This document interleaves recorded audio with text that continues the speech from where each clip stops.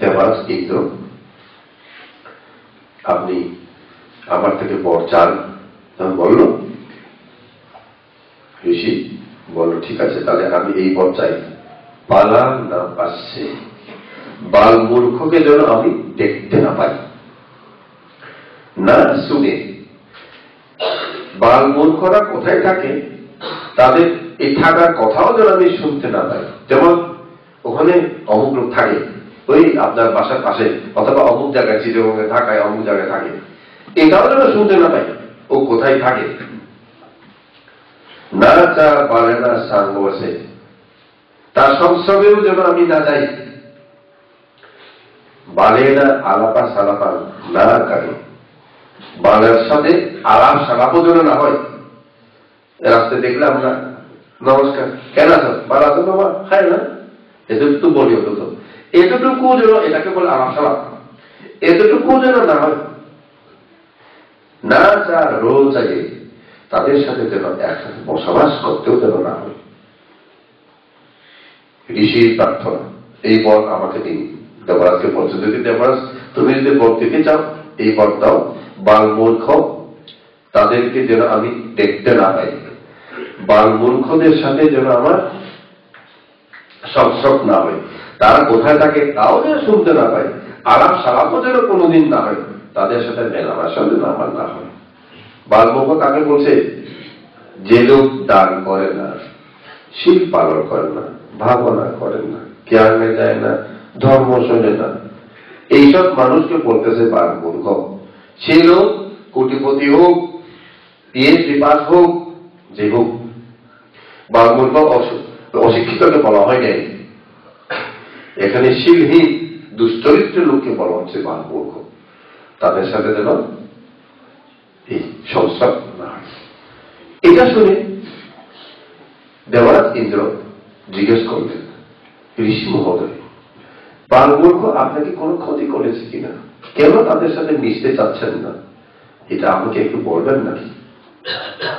কথা ধরনের প্রকাশে বলছে, গুরুবান্তে আপনার কাছে অমুক লোক নাকি একটু আসবে কালকে, ওকে আসতে দিও না, দরকার নেই, কথা বলতে ইচ্ছা না তার সাথে, আমার দেখতে ইচ্ছা না তার সাথে, তাকে আমার যদি এরকম বলি, তুমি কি বলবে?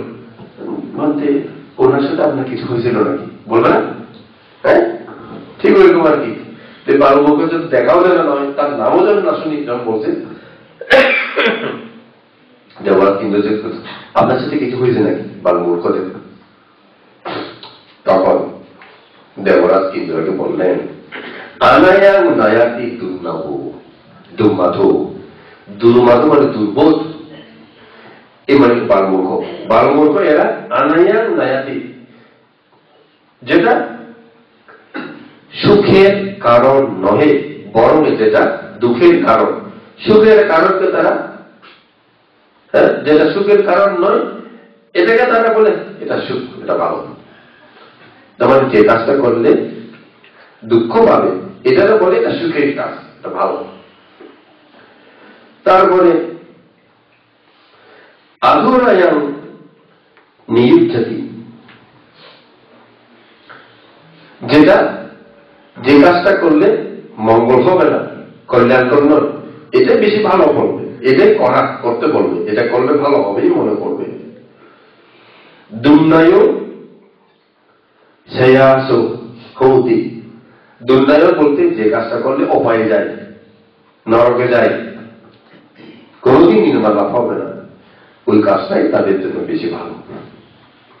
আছে এটা, অনেক লোক আছে এরকম লোকের সঙ্গে, অনেক ভালো বললে খারাপ, খারাপ বুঝে, খারাপ বললে ভালো বুঝে তারা।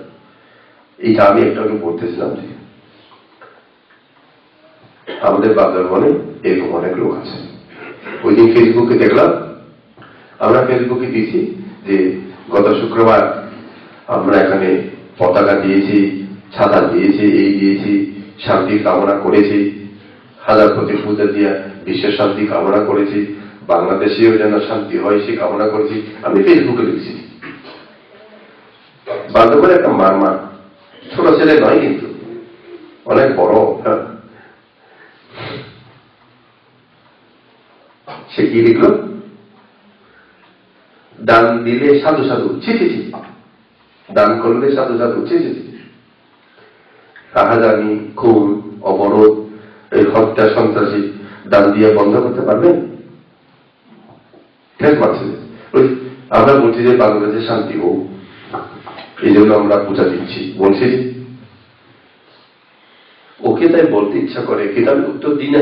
এসব লোকের সাথে উত্তর দিয়ে লাভ নাই, কিন্তু তারা বুঝলো না, তারা বললে উল্টা রাগ করবে। যে ওদেরকে বলতে ইচ্ছা করে যে তোমাদের মতো দুষ্ট লোককে ভগবান বুদ্ধ স্বয়ং সুখ দিতে পারবে না, কেউ পারবে না তোমাদের মতো দুষ্ট লোককে। বাংলাদেশে যে ঘটনা ঘটতেছে এটা ঘটবেই, কিন্তু যতই ঘটুক যারা এই পূজা দিবে তারা এই পূজার ফল পাবে। কিভাবে?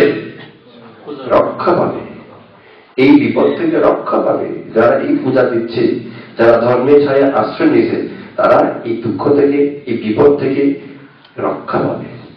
এইটুকু তো করতে পারি আমরা, তোমাকে করতে না পারলেও আমরা পূজা দিচ্ছি, আমরা সেই ফল পাবো। তাই মনে রাখো, যারা পূজা দিয়েছ তারা এই ফলটা পাবে। কিন্তু বাংলাদেশে এই যে মারামারি, হানাহানি, কাটাকাটি, এই পূজা দিয়েও তো আমরা বন্ধ করতে পারবো না, পারবো না, কোনোদিনও পারবো না। ভগবান বুদ্ধ পারছেনি, এ তো মারামারি যুদ্ধ হয়েছে তখন, ভগবান বুদ্ধও পারেন নাই, যেটা হবার হবেই। কিন্তু যারা ধর্মের ছায়ায় থাকবে তারা ওই দুঃখ থেকে, বিপদ থেকে রক্ষা পাবে। এটাই ধর্মের ফল, পূর্ণ কর্মের ফল। কিন্তু তারা উল্টা বুঝবে, তারা উল্টা বুঝে।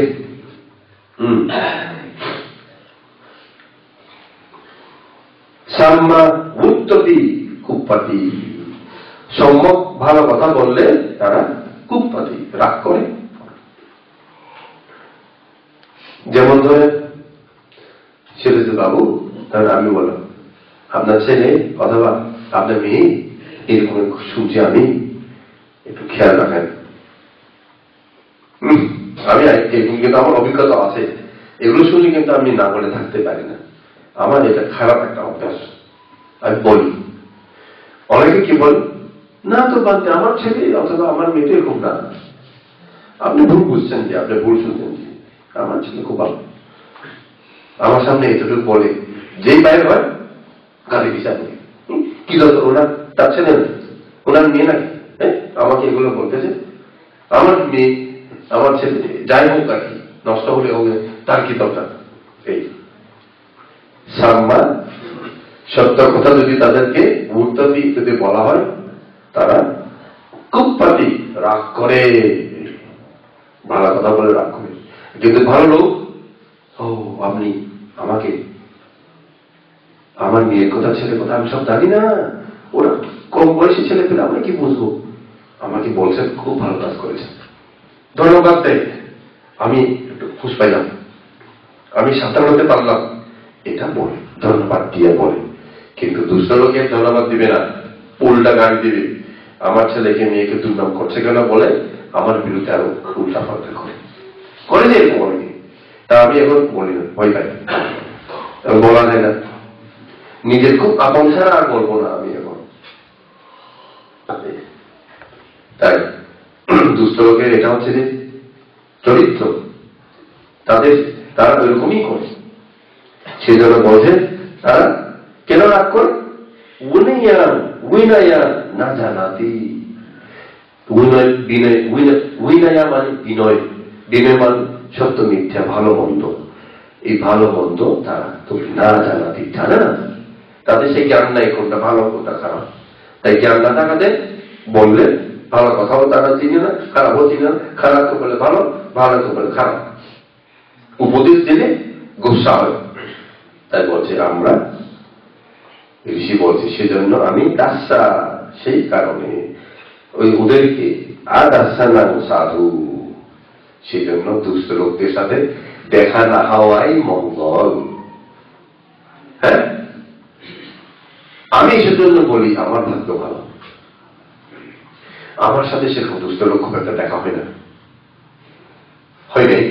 ভিক্ষু বলেন, গৃহী বলেন, ভিক্ষুদেরও দুষ্ট ভিক্ষু অনেক আছে, ওই যে নকল অরত তকল অরত আছে না, দেখা হয়নি কিন্তু আমার সাথে, এইসব লোকদের সাথে দেখা হয় না। ছেলে যেমন আমাকে বল, তুমি তার কথা বলো কেন? তার নাম মুখে নিলেই তোমার মুখ অপবিত্র হবে, ওই নকল অনতের কথা আর কি, এরকম পর্যন্ত বলছিল ছেলে স্যার। আর বাবা, তার নাম মুখে নিলে পর্যন্ত অপবিত্র হবে, এই যে এই ঋষির কথার সাথে মিলছে না,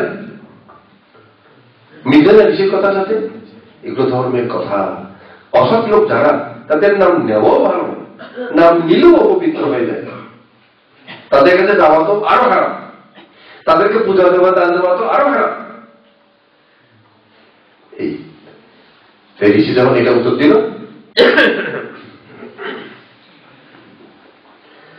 ঋষি আরো বলল,